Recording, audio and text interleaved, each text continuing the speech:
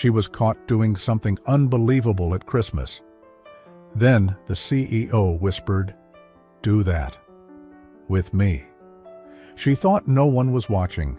In a quiet office, glowing with Christmas lights, she did something she was never supposed to do. Something unbelievable, unexpected, forbidden. But someone saw her. The CEO. While the world outside celebrated Christmas, he stepped closer, lowered his voice, and whispered words that changed everything. "Do that with me." What began as a moment of shame turned into a dangerous game of power, tension, and hidden desire. Now she must choose: disappear before the truth comes out, or accept an offer that could ruin her reputation, or change her life forever. Before we continue, if you enjoy touching and inspiring stories like this one, make sure to subscribe to the channel and leave a like. Now, let's get back to the story. The lights were dimmed, the office quiet, bathed in the soft gold of Christmas string lights left dangling from glass partitions. Snow tapped gently against the tall windows of Blackwood and Rose 38th floor, but inside, the silence was sacred, until the sound of music, not from speakers, from Elena. Her voice, soft, lilting, just above a whisper, rose like a secret into the still air, carrying the melody of an old Nat King Cole Christmas classic. She didn't think anyone was listening. She thought she was alone. She danced, barefoot. In the middle of the executive boardroom, twisting slightly, arms gently swaying, cardigan slipping off her shoulder like a sigh. That's when a voice, low, precise, shattered the air. "Who gave you permission to do that?" Elena froze. She spun around, heart thudding. Her bare feet made no sound on the hardwood floor, but her panic echoed louder than any heel could. There he was, leaning against the doorway. Julian Blackwood, CEO, the man who never came in after 8 p.m., especially not on Christmas Eve. But here he was, arms crossed, arms. Shirt sleeves rolled halfway, jaw tense, watching her. "Mr. Blackwood," she stammered, tugging her cardigan back over her shoulder, suddenly aware of her undone hair, the soft track of music still playing from her phone. I didn't know anyone was here. I just needed a moment." Julian didn't move. He looked at her, really looked, in a way that made the room feel too small. "You're the junior brand strategist, Cross, right?" She nodded, clutching the edge of the table for balance. His voice was unreadable, neither amused nor angry. That was worse. At least fury had direction. "What were you doing in the boardroom at this hour?" "I stayed late finishing the Connors brief." She hesitated. It's Christmas. My apartment feels empty. The lights here feel warmer. I wasn't hurting anything." Silence. Then, unexpectedly, a breath of something like a smile crossed his face. Not quite a smile. Not yet. He stepped into the room. Elena tensed. His presence changed the temperature of the air. He glanced at her phone, still playing softly on the table. Nat King Cole was fading into the Christmas waltz. "Do that," he said quietly, stopping inches from her. "With me." She blinked. I don't understand." He reached out, not to touch her, but to press pause on her phone. "You danced in my boardroom." "Do it again. With me." The words weren't flirtatious, they weren't mocking. They were curious, controlled, a challenge. "It's late," she whispered, "and this isn't exactly proper." His expression didn't shift. "Exactly." Then he stepped back, held out one hand, just one, palm up, open. She stared at it. Everything in her told her to say no, but everything else, the loneliness, the ache, the need to feel alive, told her otherwise. She took his hand. It was warm. He led her into the center of the room, and just like that they danced. No music, just movement. Her bare feet, his polished shoes. A slow, impossible waltz between a junior strategist and a man who signed off million-dollar deals before breakfast. At one point, his hand found the small of her back, just long enough to guide her turn, but she stepped away. "I should go," she said, voice trembling. "This was a mistake." He didn't stop her. Didn't say a word. Just watched her pick up her heels and walk barefoot down the hallway, cardigan wrapped tight around her, like armor. She didn't see the look he gave the spot where her feet had just stood, or the small smile that finally, barely, broke through. 1 hour later, her phone buzzed. Blocked number. Text only. Next time, don't leave before finishing the dance. The next morning, December 25th. Elena stared at the email like it was a betrayal, because it was. Subject, Blackwood's Christmas waltz sender, anonymous attachment, a grainy photo, her barefoot, dancing, with him, right there in the boardroom. No context, no explanation, just enough to look scandalous, especially to someone like Harper Wren, head of PR, and Julian's ex-fiancé. The message beneath the photo was short. Merry Christmas, sweetheart. Thought you'd want to see what your CEO does after hours. Elena's stomach dropped. She clicked the file again and again, as if the image would change. It didn't. It stayed frozen, damning, beautiful. And her phone buzzed again. This time, it wasn't anonymous. It was Harper. One line. See me, now. Harper Wren didn't sit behind her desk. She reigned from it. As Elena stepped into the sleek PR suite, everything from Harper's fitted cranberry blazer to the precisely aligned stack of press kits screamed control. The woman could deliver a corporate eulogy with a smile, and today she wasn't smiling. Close the door. Elena obeyed, hands trembling around the strap of her bag. Harper didn't look up yet. She tapped once on her keyboard, then swiveled her chair slowly, holding the phone with the photo on screen. Explain. There was no greeting, no Merry Christmas, just that one word, cold and sharp. I didn't know anyone was taking pictures. That's not an explanation. That's a confession. Elena tried again, voice cracking. It wasn't what it looks like. Harper raised one perfectly shaped brow. You were barefoot, in the boardroom, waltzing, with Julian, at midnight. She tapped the screen. That looks exactly like what it looks like. Elena opened her mouth to speak, then shut it. What could she say? That she'd had a lonely moment? That the CEO had asked her to dance? That she'd said yes? You've worked here 6 months? Harper asked, voice syrupy sweet now. 7. 7. Harper nodded slowly. And already you're at the center of a holiday scandal. I didn't leak the photo. But you gave someone something to leak. That stung. More than it should have.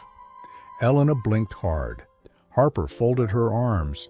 We don't hire women to dance for promotions. If this explodes, we won't be protecting you. Got it? Before Elena could respond, Harper's phone buzzed. She glanced down, frowned, and stood. He's here. Mr. Blackwood. Apparently, he wants to handle this in person. 5 minutes later, boardroom. Elena stood at one end of the long conference table, Harper at the other. The same room as last night, but colder now. Corporate, lit by daylight, stripped of magic.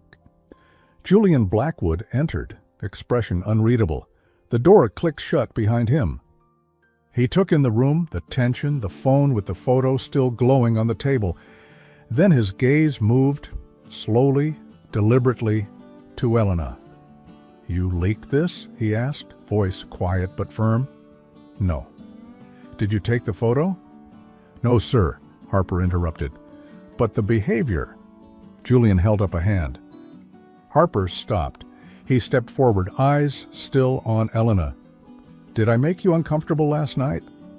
Elena's breath caught. She shook her head. No, not at all. He nodded once, then turned to Harper. Then that's all I need to hear. Harper blinked. Excuse me? Julian picked up the phone, deleted the photo, and said without looking up, no investigation, no drama, no more questions. Harper's lips parted. You're just letting it go? He met her eyes. Unless you want the press asking why you opened a defamation case against a junior staffer for a dance. A long silence. Then Harper laughed, low, bitter, and false. "Fine, I'm not your problem solver anymore." She turned, heels clicking, and left. Julian stood still for a moment, then turned to Elena. The room felt impossibly quiet. "That shouldn't have happened," he said softly.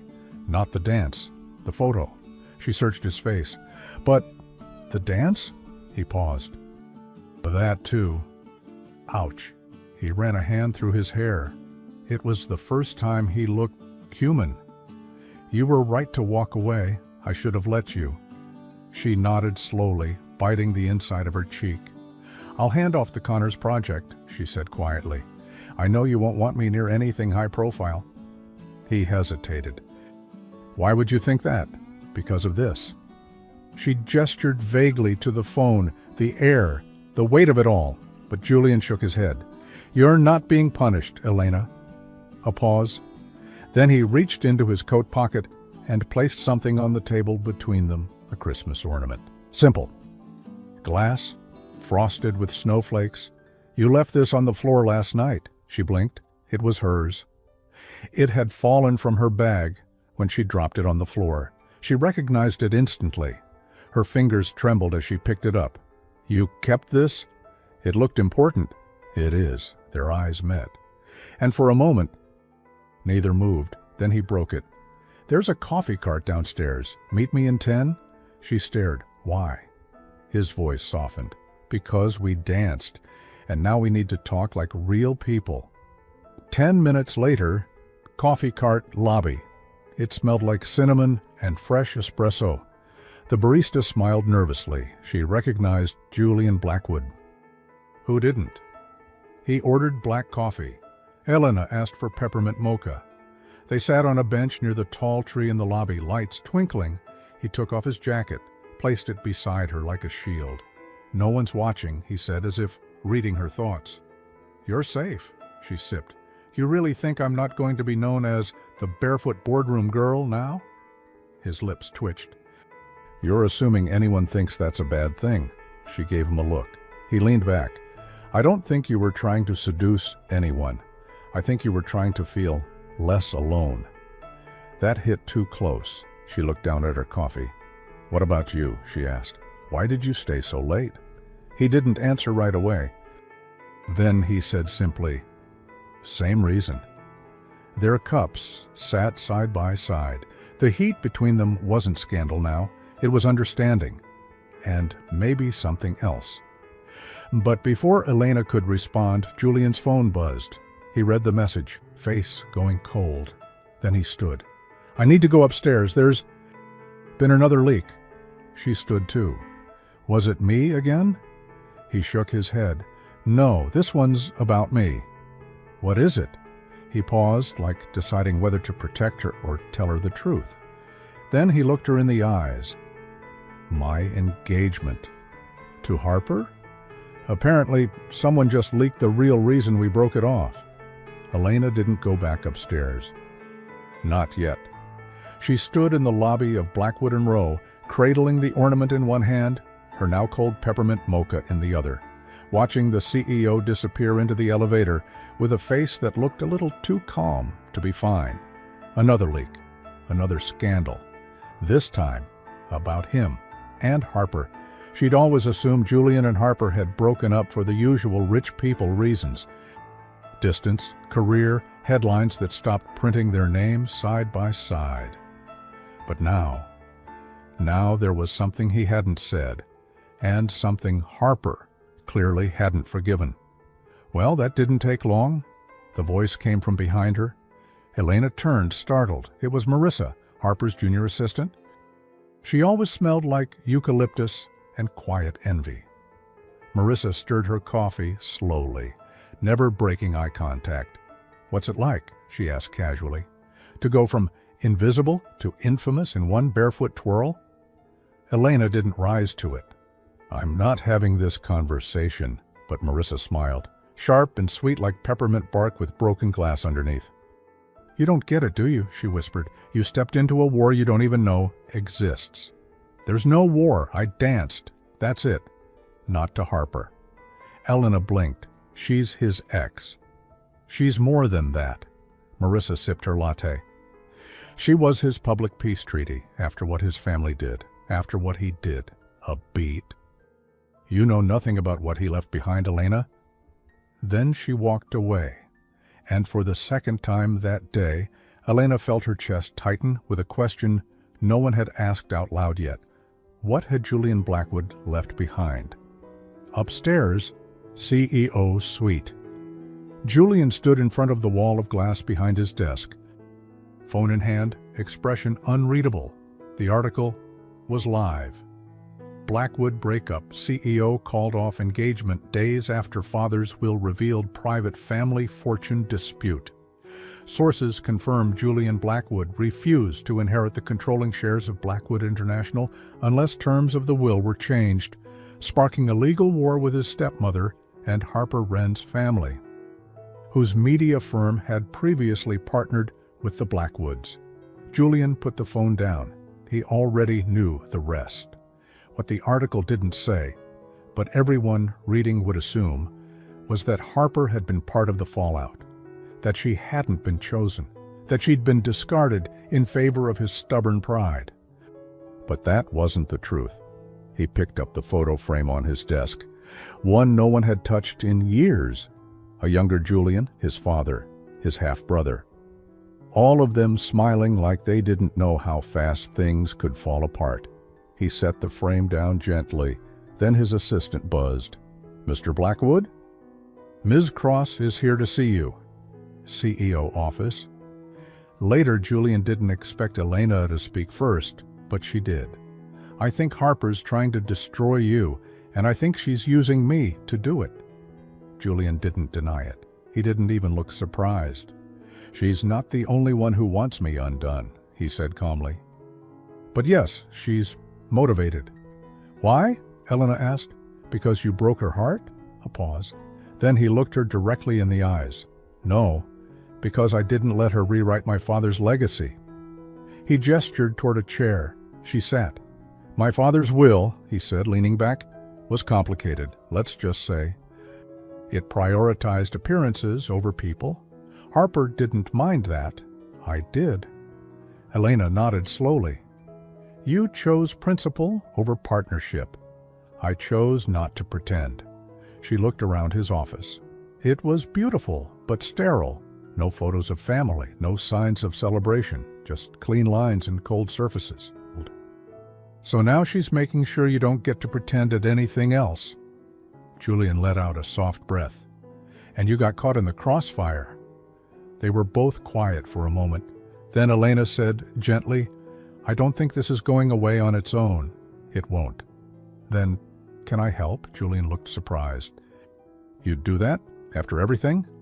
"I work in brand strategy. I know how narratives are built. Maybe it's time to build one that's actually true." He studied her for a long moment, then said something she didn't expect. "Come to dinner with me." She blinked. "Is that a strategy or a bribe?" A flicker of a smile. "Neither. It's a peace offering." She tilted her head. "Where?" "My place. Tonight." Her breath caught. This was crossing a line. But then he added, "It's just dinner. No press, no ballroom, no rumors. Just two people who need to talk, away from everyone watching." She hesitated, then nodded. "Okay, but I'm bringing dessert." That evening. Julian's penthouse. The elevator opened directly into his home. Dark wood floors, soft jazz playing in the background.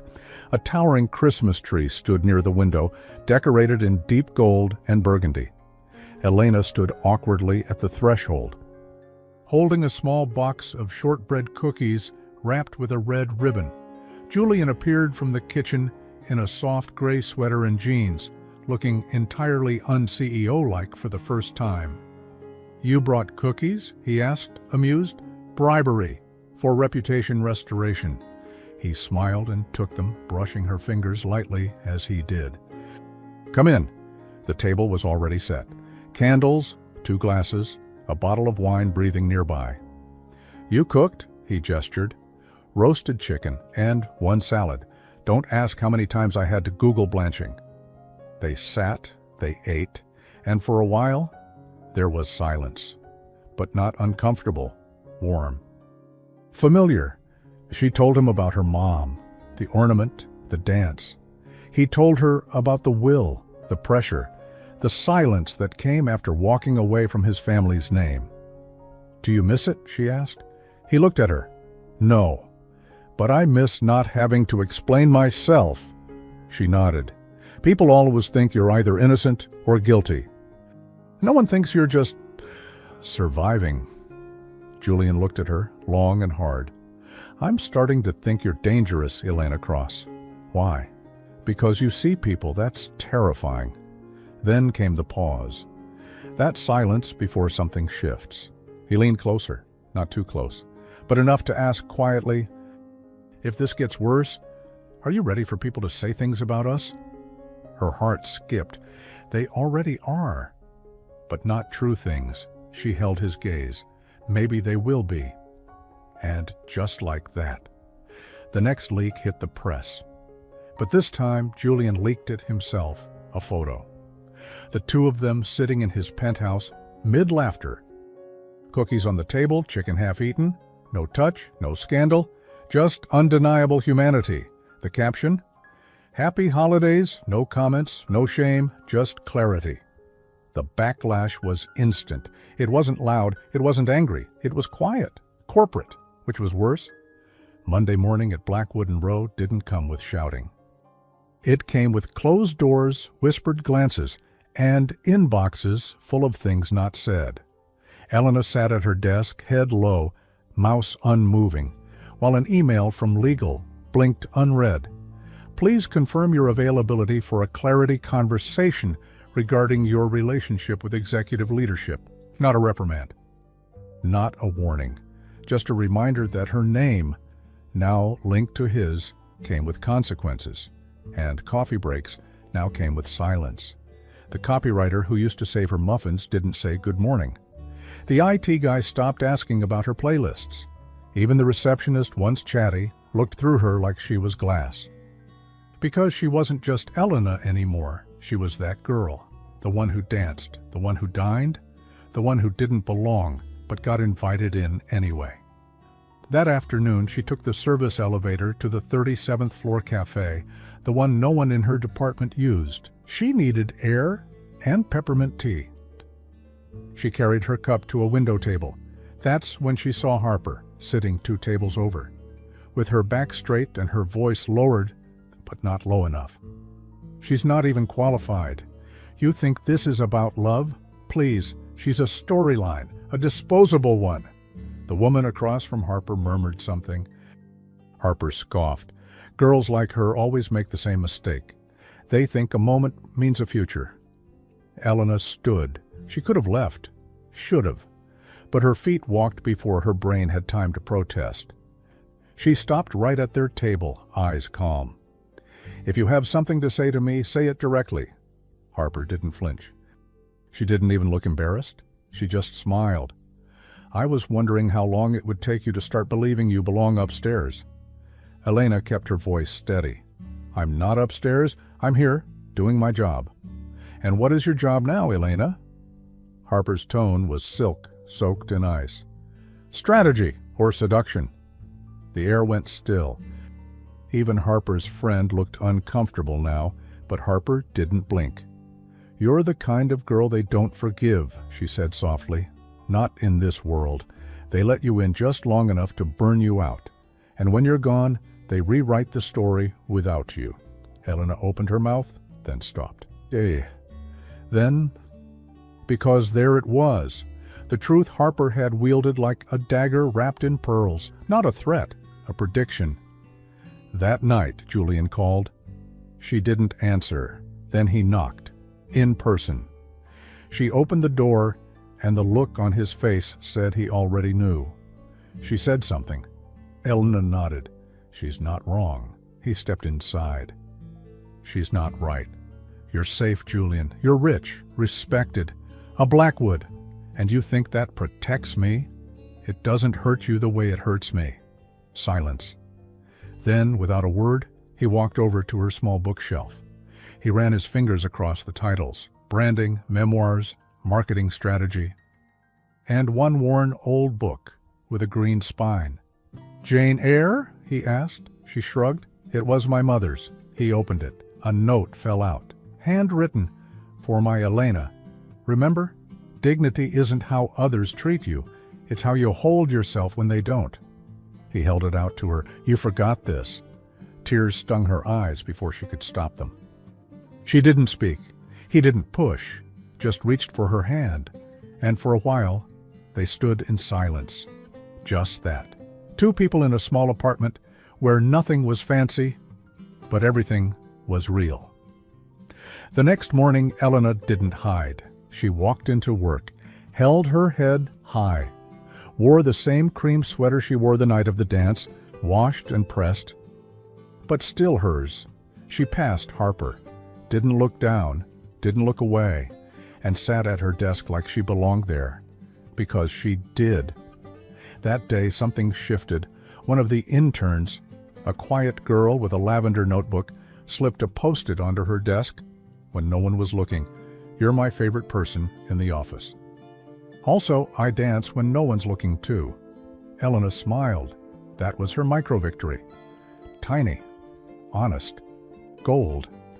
That afternoon, the head of HR, a woman named Cora, who wore purple glasses and floral scarves, called her in. Elena braced herself, but Cora just offered her a seat and a cookie. "Before we begin," Cora said, "I want you to know we don't punish people for being human." Elena blinked. Cora continued, "You're not under investigation, you're under pressure, and I'd like to make sure you have support." Support? A mentor, a path, and most importantly, your dignity. That word again. Dignity. It echoed in her chest like a drum. "I want to stay," Elena said quietly, "but not if I have to apologize for existing." Cora smiled. "Then don't." That evening, back in her apartment, Elena found a small box outside her door. No label, no note.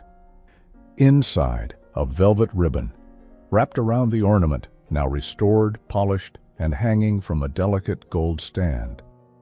Below it, a card, just one sentence, written in Julian's handwriting.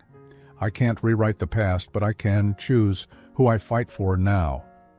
She sat at her window that night, watching snow fall softly across the city. Outside, headlines, whispers, status games. Inside, light, quiet, peace. She pressed her hand to the glass and whispered, "Let them talk," then poured herself a mug of cocoa, added a single peppermint stick, and smiled. Because for once, the story was hers. Blackwood and Rose Holiday Gala was legendary. Held every year at the historic Marigold Hotel downtown, it wasn't just a party, it was a statement, an exhibition of power. Wealth and curated charm wrapped in champagne and fairy lights. And this year, Elena had been invited, officially, by name, not as a guest of someone, not as someone's +1, but as herself. Elena Cross, junior brand strategist. Still, when she arrived, hair pinned in soft waves, a simple midnight blue dress that belonged to her mother, the stares began. Some were curious, some were cruel, some were surprised she showed up at all, but Elena held her head high. Because tonight, she wasn't here to be seen, she was here to be remembered. Pafiki. Inside the ballroom, the lights sparkled like stars. The orchestra played something elegant. Waiters moved like shadows, carrying gold trays of truffle canapés and champagne. She caught glimpses of people whispering, a sideways glance here, a tilted head there. She felt it, the weight of every rumor she'd walked through. And still, she walked forward. Not 5 steps in, a familiar voice stopped her. "Bold of you to come." Harper. Dressed in silver, elegant, unshakable, like a statue that learned how to smile. Elena turned slowly. "Is that meant to be a compliment?" Harper sipped her drink. "It's meant to be a warning. Then you'll need to be more specific." Harper gave a half laugh, the kind that never reached her eyes. You can survive the whispers, Elena, but can you survive being visible? Because now, every word you speak, every step you take, is part of someone's agenda, and not all of them are yours." Elena didn't flinch. "Then maybe it's time someone wrote their own agenda." Harper leaned in, her voice lower now. "Just remember, people forgive ambition. They don't forgive audacity." And with that, she walked away, like smoke disappearing between chandeliers. Julian found her near the marble fountain in the center of the ballroom. He didn't say anything at first, just slipped beside her, offering a glass of champagne and a nod of silent solidarity. "You came," he said finally. She glanced at him. "You doubted me?" "No, I worried about what it would cost." She looked out across the crowd. Not coming would have cost more. They stood together for a while, two people in the eye of a storm, untouched. "You look," Julian began but paused. Elena smiled softly. "So do you," he chuckled. "You didn't let me finish." "Didn't need to." Halfway through the evening, a hush fell. Cora, the head of HR, stood near the front of the room, tapping her glass gently. "Before we enjoy dessert," she announced, "we'd like to acknowledge one of the rising voices in our firm. A strategist who helped reshape a client narrative this quarter with grace, clarity, and innovation." A beat, then "Elena Cross." The room turned. Julian looked at her. Elena froze. This hadn't been part of any plan. But slowly, heart pounding, she walked to the front. Cora handed her a small glass plaque. "Say a few words." Elena blinked. No speech, no script, just stares. And then, somehow, words came, not polished, but real. "When I first came here," she said softly, "I thought I needed to be quiet to be taken seriously." Eyes watched her.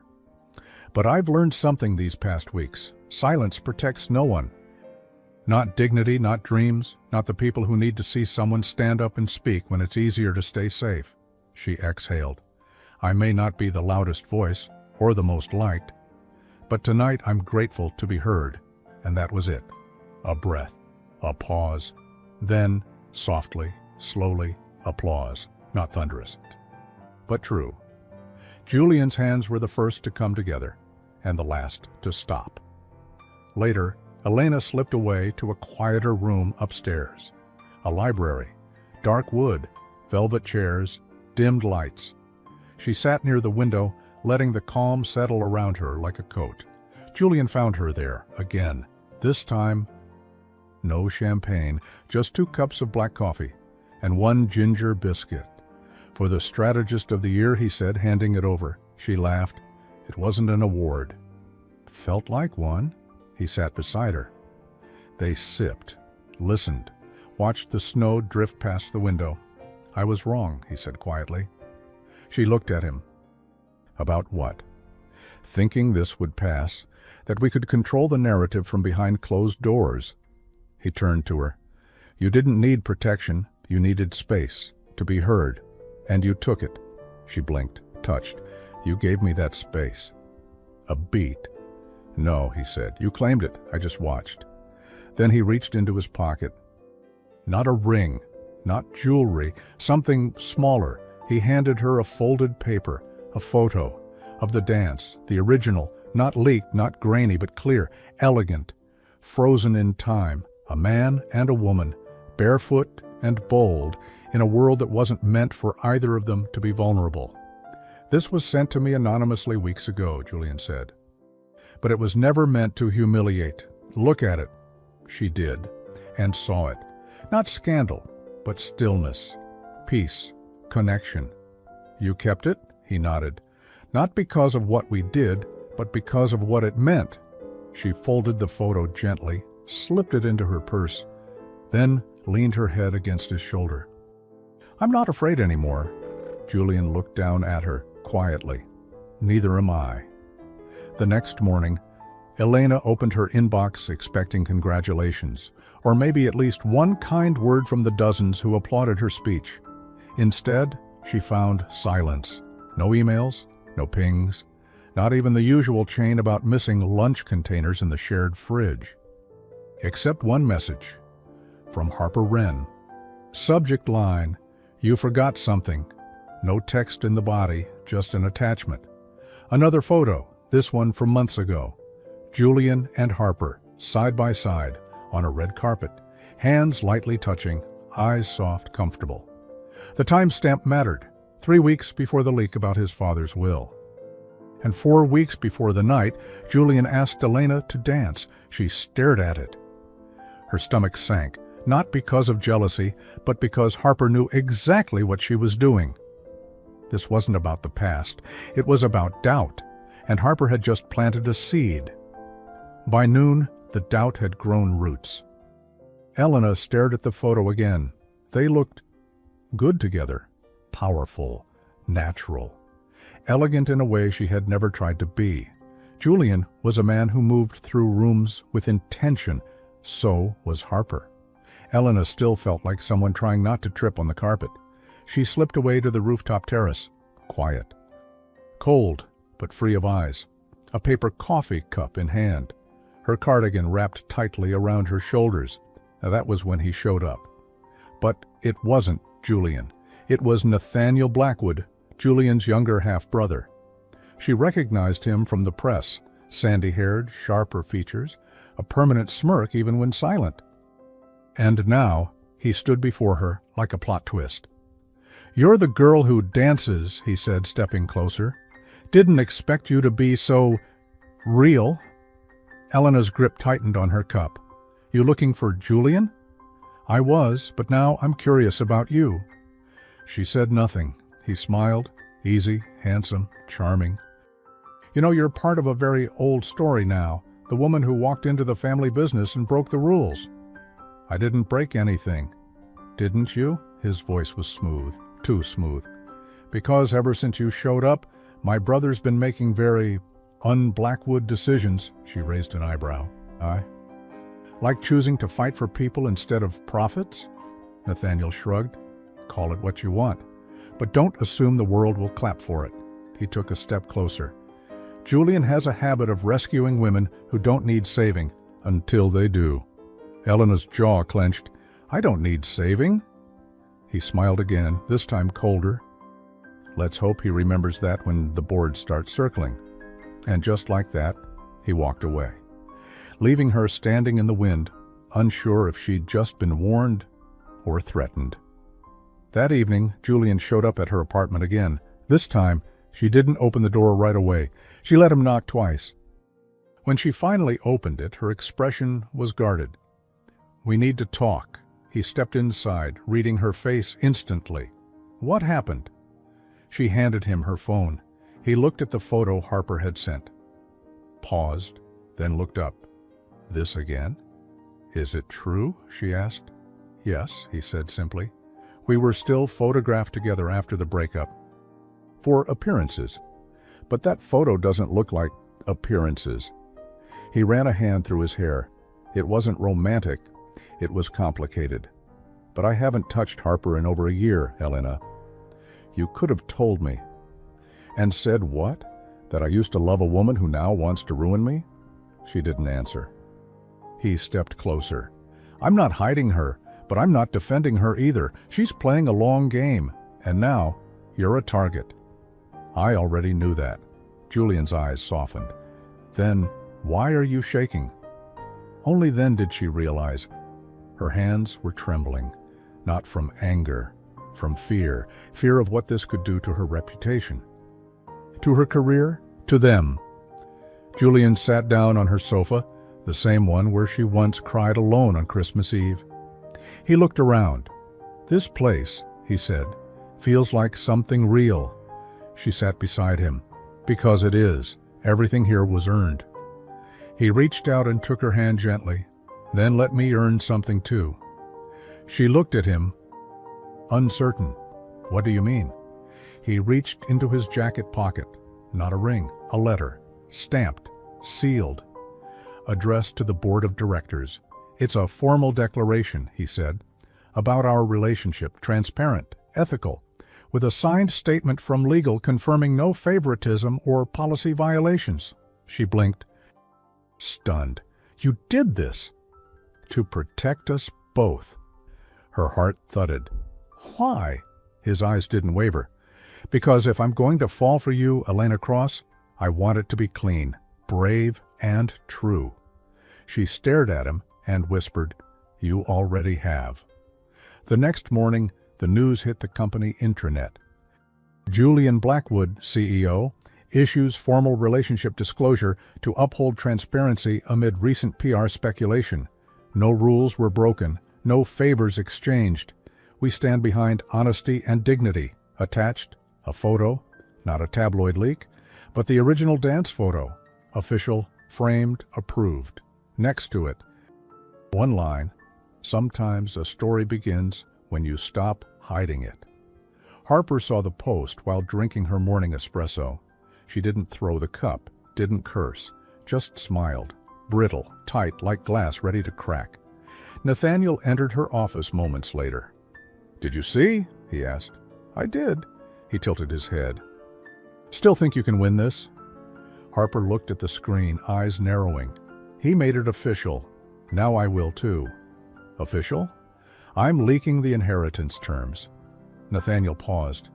You'll burn the family legacy. Harper stood. Then maybe it's time the world sees who the Blackwoods really are. She turned to him with a wicked smile. Let's see how much dignity Elena Cross has when she learns what Julian gave up to be with her. The leak dropped at 9:17 a.m., not on gossip blogs, not through whispers in break rooms, but via a sleek, anonymous website, the kind reserved for legal whistleblowing and executive exposés. The headline was simple. Blackwood Legacy, What the CEO Refused to Inherit. Attached, redacted documents, legal clauses, and just enough detail to raise one burning question. Why would Julian Blackwood walk away from over $200 million in family shares and the controlling stake in Blackwood International? Unless he had something, or someone, more important.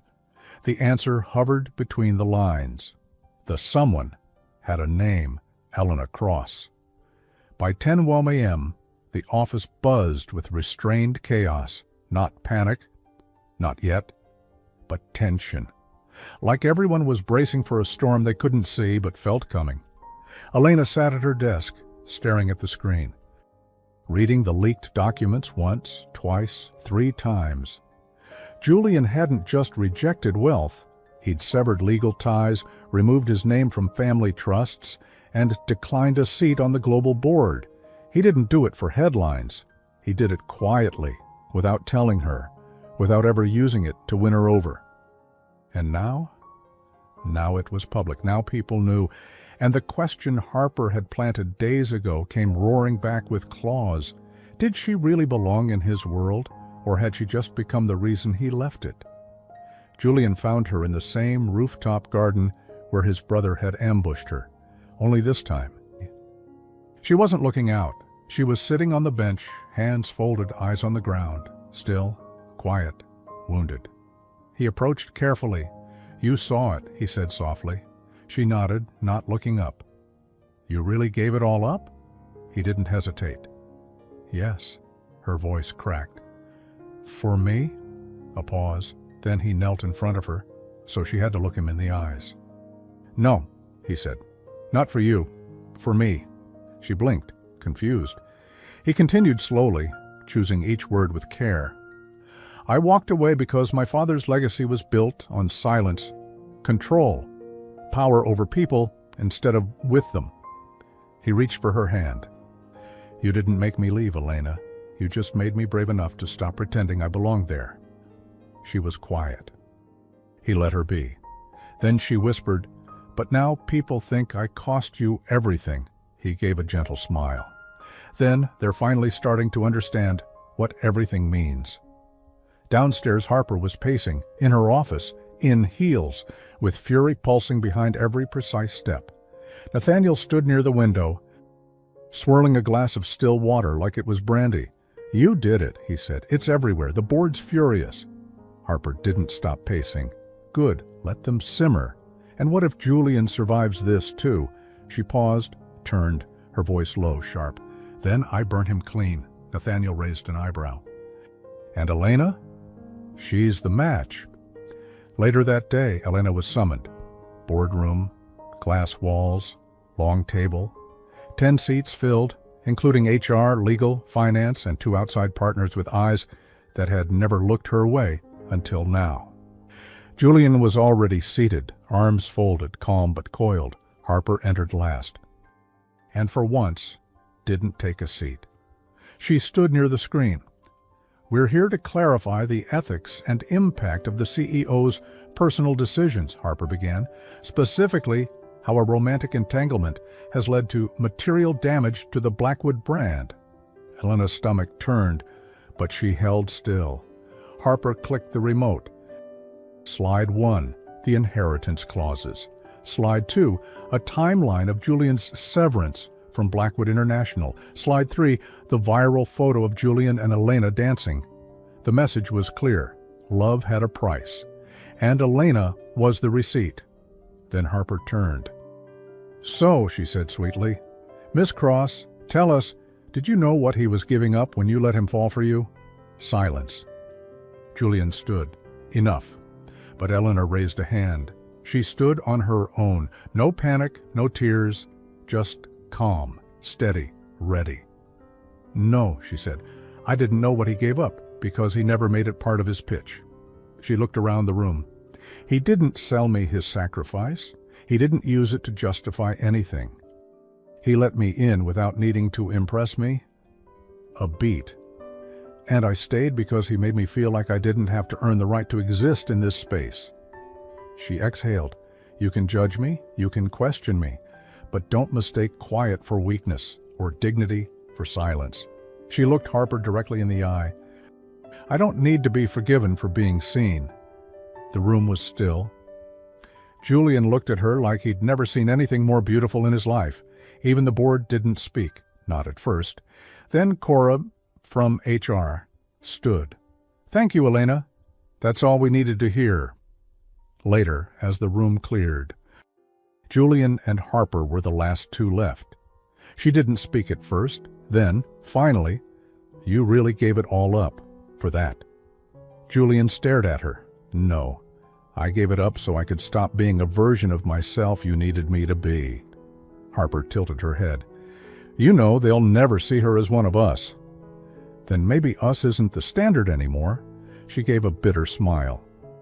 You think you've won? Julian shook his head. No, but I finally know what winning isn't. That night, Eleanor returned home to find a small package on her doorstep. Inside, the original signed inheritance letter Julian had once submitted. Now, with one handwritten line across the bottom, I choose her. Every time. Folded inside it, a gold ribbon, the same one she'd wrapped around her mother's ornament. She stood there, in the hallway, clutching the note to her chest, tears finally falling, not from fear, but from relief. The city glowed under its blanket of winter. Storefronts blinked with lights. Children dragged sleds through slush. Couples clutched cocoa cups like lifelines, laughing too loudly in the cold. But Elena barely noticed. She was on her mother's porch, in the old neighborhood, the kind with cracked sidewalks and mailboxes decorated with tinsel instead of marble wreaths. She hadn't been back in nearly a year, since the funeral. Now she stood in front of the little red door that still had a wreath with fading pine cones. The ornament Julian had returned hung quietly on a hook near the window, watching, waiting. Her Aunt Grace opened the door, wiping flour from her hands, eyes going wide. Elena? Oh, sweetheart. And suddenly she was 12 again, wrapped in warm arms that smelled like cinnamon and old books. Inside, the kitchen smelled like home, bread baking, orange peels drying on the radiator, mugs of spiced tea already waiting on the counter. They sat together at the tiny table, knees touching. You look tired, Grace said gently. Is this about a man? Elena laughed. A real one, small but soft. Yes and no. Grace didn't press. She never had to. Elena sipped her tea, then let the words come. He gave everything up. Family, money, name, a whole future carved out in stone, and somehow, I'm the story now. The one they watch. The one they whisper about. Grace nodded slowly. Do you love him? Elena hesitated, then whispered, I don't know if I love him because of what he gave up, or because he never asked me to give up anything. She blinked hard. I never wanted to be chosen. I just wanted to be seen. Grace reached over, resting her hand on Elena's. Then don't confuse being loved with being used. And don't run away because you're afraid you finally got what you asked for. Back in the city, Julian stood in his penthouse, staring at the framed photo of the dance now resting on his bookshelf. He still remembered the feel of her hand in his, the way her cardigan had slipped, the moment he knew, and hadn't said. He loved her, not because she'd saved him, but because she hadn't tried to. Just stood there, real and kind, and refused to look away when things got hard. He picked up his phone, but didn't call, not yet. Some things had to be earned slowly. The next morning, Elena returned to the office, hair tied back, cardigan over one arm, head high. She passed Harper in the hallway. The woman didn't speak, just sipped her black coffee, eyes unreadable. But Elena caught something new in her. Not anger, not bitterness, resentment, yes, but also the faintest trace of respect. And that was enough, because dignity isn't something people give you, it's something you carry, even when the floor shakes beneath you. In the afternoon, Cora from HR stopped by Elena's desk, wearing purple glasses and a smile that said she knew far more than she'd ever tell. We're scheduling leadership shadowing for next quarter, she said. Julian asked if you'd consider working directly with him on 2 internal brand initiatives. Elena blinked.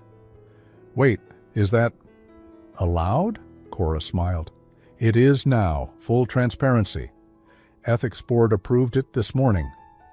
A pause. He made a statement, Elena, but you made something better. Elena tilted her head. What's that? A standard. That evening, Julian met her outside the building. No driver, no black car, just him. In a long coat, scarf loose, snowflakes in his hair. He held out 2 steaming paper cups. Chamomile, he said. I remembered. She took one. What's the occasion? No occasion. He smiled. Just a walk. No boardrooms, no leaks. Just you and me, somewhere warm, or quiet, or both. She hesitated, then slipped her arm through his. And they walked. No agenda, no audience. Just footsteps on snow-covered pavement and 2 people who had been through the fire and still chose to walk toward each other. They ended up at a tiny cafe tucked between a bookstore and an antique shop. Red booths, string lights, a chalkboard menu that hadn't changed in years. They ordered soup and shared grilled cheese like college kids. No pressure, no performance, just comfort. You didn't have to fight for me, she said, tearing a piece of bread. I didn't. Julian met her eyes. I fought for us. She was quiet, then said softly, You scare me sometimes. Why? Because you're not who I thought powerful men were.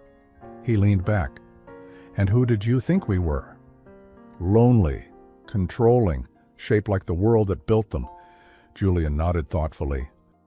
That's who I was, for a while. He reached across the table. But then I met a girl who danced barefoot in my boardroom and didn't ask permission to be herself. She looked down, smiled. You say that like it's brave. It is. As they stepped back outside, the snow had softened, quieter now. Almost gentle, they paused near a tree strung with white lights. And Julian pulled something from his coat pocket. Not a box, a small velvet pouch. He opened it. Inside, a gold ornament hook, just the hook. Elena blinked. What's that for? He smiled. I think your ornament deserves a place on my tree this year. She stared at him, eyes wide. Are you asking me to? "Bring your stories," he said gently. "Bring your cardigan, your coffee order. Bring your doubts and your jokes and your peppermint tea. I don't want a perfect life, Elena. I want a real one, with you in it." She bit her lip. Then whispered, "Okay, but only if I can pick the first song we dance to on New Year's Eve." He laughed. "Deal!" And as snow fell around them, for once it didn't feel like an ending. It felt like the beginning of something that would last. New Year's Eve. The skyline sparkled in anticipation, fireworks waiting like secrets in the sky. Inside Julian's penthouse, the lights were low, the music soft. And the living room smelled faintly of pine and cinnamon. A tall tree stood proudly in the corner, trimmed with deep gold ribbons and delicate glass ornaments. And near the very center of it, nestled gently between branches, hung a familiar object. The ornament resting where it could catch the light. Julian had waited until she arrived to place it there, with her hands, her timing, her permission. That mattered. Everything about this new life had to come with care. Elena stood back, eyes shimmering. "She would have liked you," she whispered. Julian, standing behind her, wrapped his arms around her shoulders. "I would have liked her too." They had invited only a few people for the private gathering. No press, no board, no ex-fiancés or whispered scandals, just the people who had earned their place. Cora, in her signature purple glasses and a sequined shawl. Aunt Grace wearing lipstick for the first time in years and carrying a tray of almond cookies. The lavender notebook intern, Lucy, now freshly hired, clutching a soda and trying not to stare at the view. It was quiet, warm, Elena's world, gently merging with Julian's. Until the doorbell rang, Julian froze. Elena, frowning, moved toward the entry. "Are we expecting someone else?" He shook his head. He hadn't invited anyone else. Elena opened the door and found Nathaniel on the other side, tall, calm, holding a gift bag in one hand and a smirk that didn't quite reach his eyes. "Didn't want to miss the show," he said smoothly. Julian appeared behind her. "You're not on the list." "Family doesn't need a list," Nathaniel said, stepping inside uninvited. He scanned the space like a man measuring what he might inherit one day. "Nice place. Festive. A little humble for you, though, isn't it?" Julian's jaw tightened. "Say what you came to say." Nathaniel glanced at Elena, then back to his brother. "You think this holds?" "Don't you?" he said softly. "The board forgave the leak.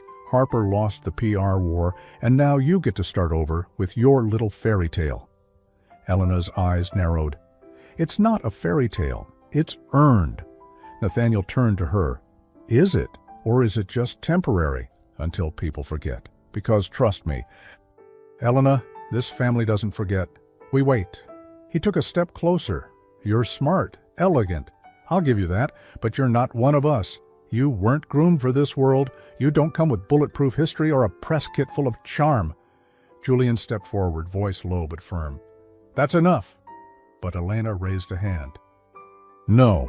Let him talk." She looked Nathaniel dead in the eyes. "You think I came here to be accepted. I didn't. I came here because I refused to keep apologizing for existing in rooms I worked to enter." She stepped closer. "You want to warn me? Fine. Warn me. But don't mistake your last name for authority over my life." Nathaniel opened his mouth. But Julian spoke first. "If you can't stand beside her, don't dare stand in front of her." The silence was sharp. Nathaniel blinked, then chuckled. "You've changed." "No," Julian said quietly. "I just stopped trying to be the version of myself that made you comfortable." Nathaniel looked around once more, as if deciding whether to cause a scene. Then, quietly, he placed the gift bag on the table. "For the tree," he said. "From someone who's not ready to forgive but might be ready to understand." Then he left, and the door clicked shut behind him. Inside the gift bag, a single ornament, antique glass. Inscribed, "Let it begin again." No signature, just a gesture, a possible truce. Elena turned it in her hands, thoughtful. "I didn't expect that from him," she murmured. Julian took her hand. Neither did I. The night continued. Music played. Desserts passed hand to hand. Julian danced with Aunt Grace once, laughing as she corrected his footwork with a tap of her heel. Elena watched, heart full, and when the clock ticked down, people gathered near the windows to watch the fireworks rise. 10. 9. 8. Julian turned to her, held her hand. "I didn't bring a ring," he said softly. "Good," Elena smiled. "I'm not ready for one. But I brought a promise." She blinked. "What kind of promise?" "That this," he gestured between them, "isn't a phase. It's a beginning. I want you in my everyday, not just my holidays." She swallowed hard. "Even when it's messy, especially when it's messy." 3, 2, 1. The sky exploded in color, and he kissed her, not a showy kiss, not for the crowd. Just them, soft, certain, and hers. Later that night, after guests had gone and candles flickered low, Elena curled up on the couch, Julian beside her, his arm draped across the back. She traced the line of the new ornament with her finger. "Let it begin again." She whispered it, more to herself than anyone. Julian heard. "We'll write our own legacy," he said. She smiled. "Just promise me one thing." "Anything." She looked at him steady.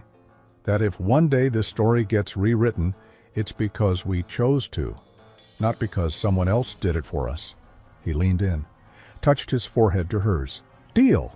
Outside, the city kept glowing, and inside, two people, scarred but unbroken, sat beside a tree lit with memory, truth, and second chances.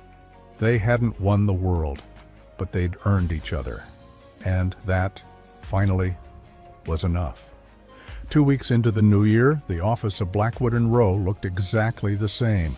Cold lines, polished floors, the smell of espresso and high ambition floating in the air. But something was different.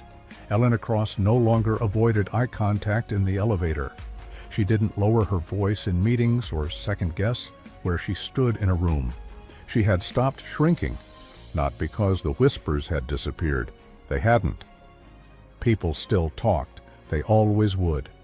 But now, she didn't flinch. In fact, she walked into the quarterly strategy meeting and took her seat at the long table without waiting to be waved forward. Julian wasn't in the room. On purpose, it mattered to her, to both of them, that she stood here on her own merit. Even Harper Wren couldn't ignore that. The former PR queen now sat 2 seats down, freshly reassigned to a different division. Still polished, still poised, but quieter than before, a scar, not a threat. Cora, warm and sharp-eyed as always, cleared her throat and tapped the screen. Today we're reviewing the mid-year repositioning plan. Elena will walk us through the brand realignment strategy, a concept that, I might add, was hers from start to finish. A quiet murmur moved through the room. Elena stood. No notes, no teleprompter, just her. Blackwood & Rowe has always stood for legacy, she began, but legacy doesn't have to mean silence. Or perfection, or untouchable power. It can mean evolution. It can mean courage. She clicked the slide. Behind her, the screen showed 2 simple words. Built different. A few raised eyebrows, she went on. We're not selling control. We're selling integrity now. Clients want brands that feel human, that speak up, that reflect values instead of just value. She paused, then smiled slightly. We've all seen what happens when someone dares to speak before they're invited. Well, this year we're not waiting for permission. Silence. Then Cora nodded. Beautifully said. And slowly, maybe for the first time, a ripple of genuine applause moved through the room. Elena sat down, and Harper? She was clapping too, just once. Quietly, but it was enough. Later that day, Julian found her in the small cafe 2 floors down, stirring honey into her tea. You killed it in there, he said, sliding into the seat across from her. She gave him a look. I survived it. He leaned in, voice low. No, you owned it, and I didn't miss the part where you didn't mention me once. She sipped. That was on purpose. He smiled, proud. Still want that grilled cheese dinner tradition? Every Friday, she said, even when we disagree. Especially when we disagree. The following week, Elena received a brown envelope in the mail, no return address. Inside, an old photograph, black and white. Her mother, young, barefoot in a dance studio, spinning, free. On the back, in faded ink. We are never too small to take up space. Dance anyway. M. And there was more, a note, typed. She kept this photo in her office drawer. Thought you might want it now. A quiet friend of hers, one of many. Elena pressed her fingers to the image. Tears didn't come fast, but when they did, they were warm and full of something close to peace. Friday night, grilled cheese, Julian in the kitchen, sleeves rolled up, utterly useless at flipping sandwiches, but very good at stealing the cheese before it hit the pan. Elena stood at the counter, arms crossed, laughing softly. You know we can afford to eat somewhere that doesn't require smoke alarms, he shrugged. We have everything we need right here. The ornament now hung on a simple brass stand on the shelf behind them, and below it, nestled in a wooden frame, the photo of Elena's mother dancing. Beside it, a new frame, their photo, the dance in the boardroom. It no longer looked like a scandal, it looked like the start. After dinner, Julian lit the fireplace. They sat on the rug, sharing a blanket and a mug of peppermint hot chocolate.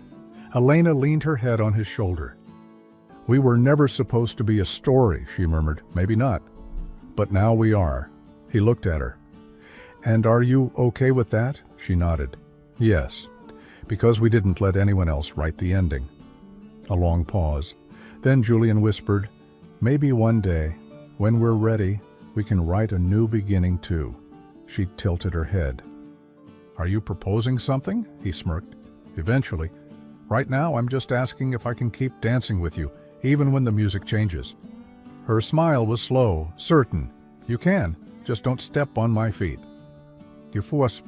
Spring came slow to the city. The snow melted from the sidewalks in hesitant patches. Trees wore buds like secrets they weren't ready to share. And for the first time in months, the wind carried something softer than silence. Elena stood on the balcony of Julian's penthouse, wearing her cardigan over a pale sundress, a mug of peppermint tea warming her hands. Below, the world rushed on. Buses. Voices, deadlines, ambition. But up here, it was calm. She had just returned from her first solo brand presentation overseas, her campaign, her name on the slides, her decisions in the room. She hadn't asked for permission. She hadn't needed it. And now, she was home. Julian stepped out behind her. He didn't say anything, just slipped his arms around her waist, rested his chin lightly on her shoulder. Tell me everything, he whispered. She smiled. They clapped before I finished. Of course they did. I didn't freeze, not even once. I never doubted that. She leaned back into him. I didn't just speak. I led. He kissed the top of her head. You were born for it. That evening, they hosted a quiet dinner. Not for clients, not for strategy, just family. Cora came with a bottle of wine and a story about a disastrous date with a jazz musician. Aunt Grace brought a lemon tart and hugged Julian twice as long as expected.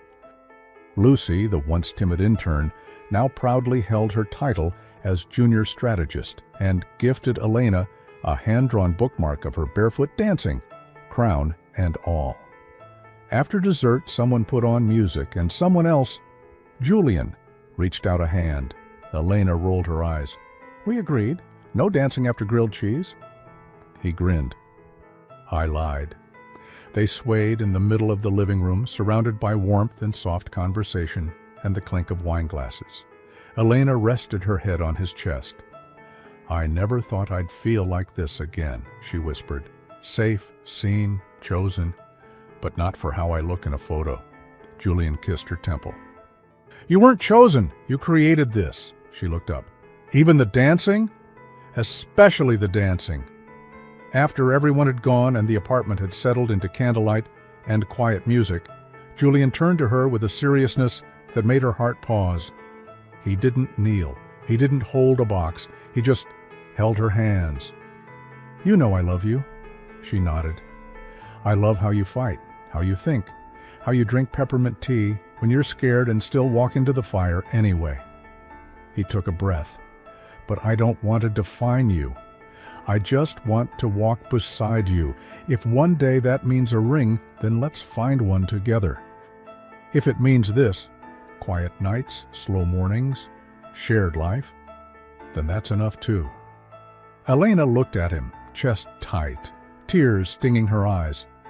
Well, what are you asking? Julian smiled. I'm asking if I can keep building a life with you. No contracts, no timelines, just commitment, just us. She laughed.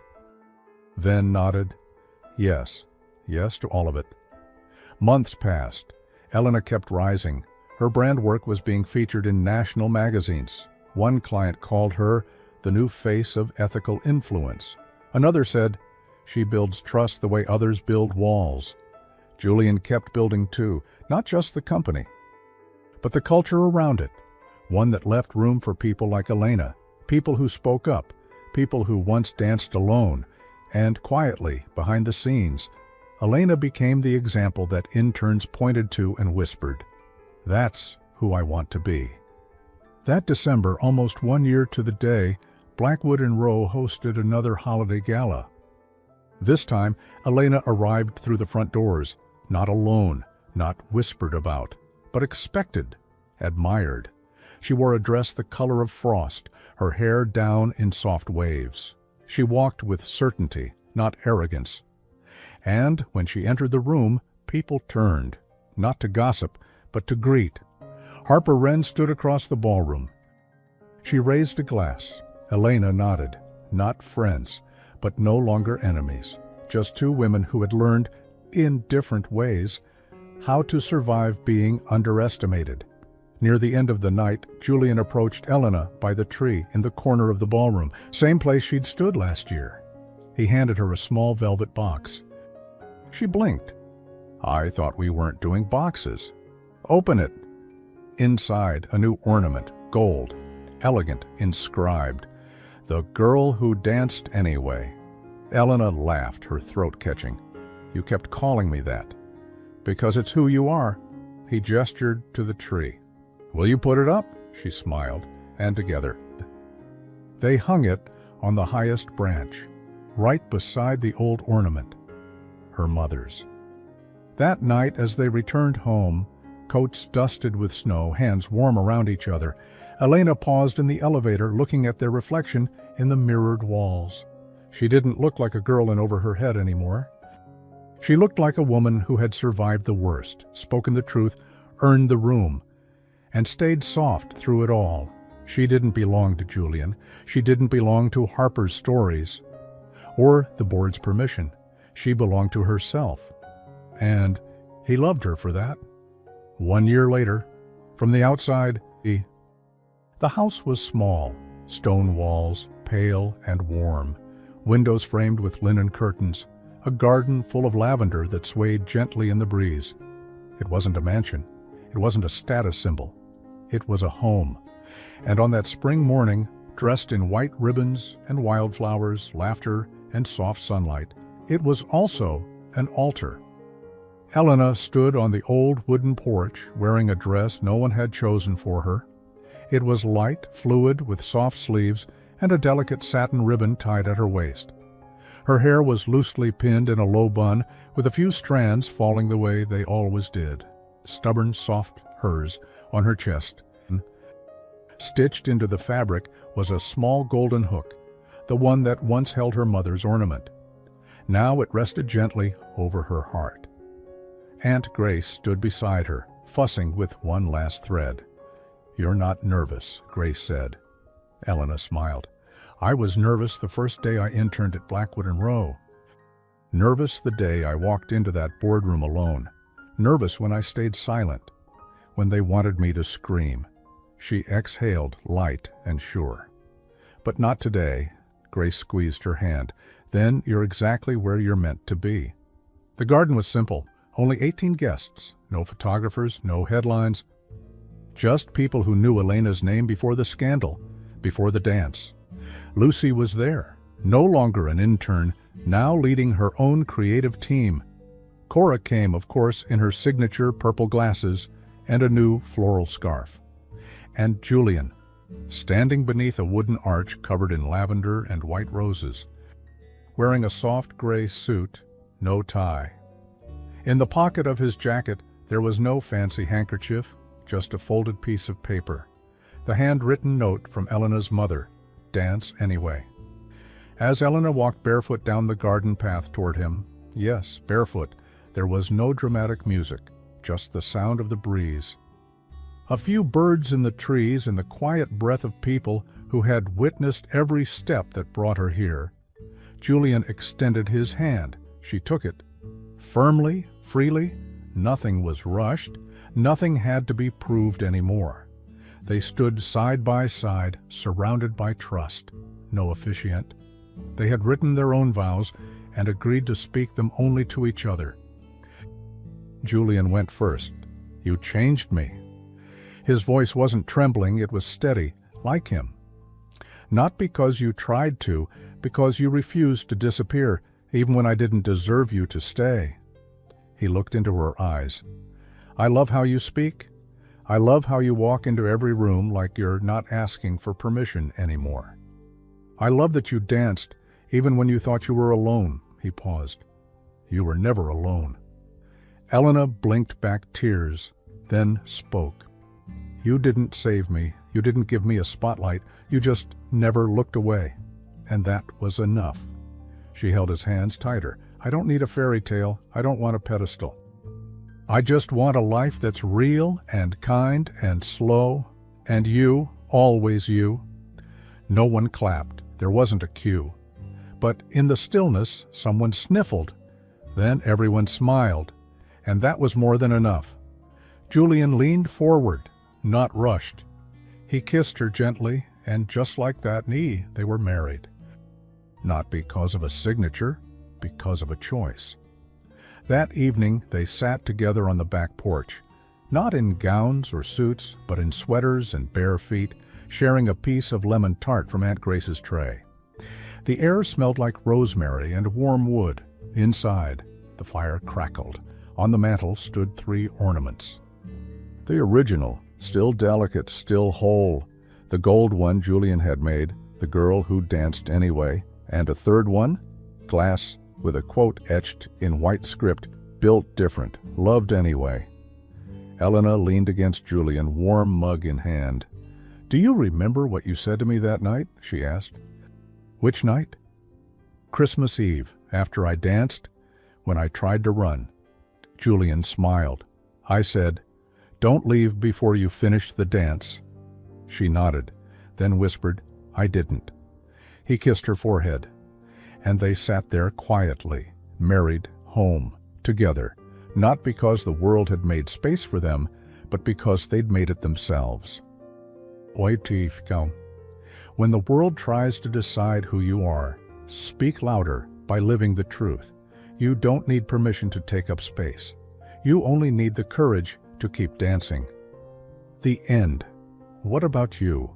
Would you have walked away after the photo leaked? Or stayed and claimed your place like Elena? Tell me in the comments. Rate this story from 0 to 10, and if you felt something real, don't forget to like and subscribe for more stories that touch the heart. See you in the next story, and until then, don't stop dancing, especially when no one's watching.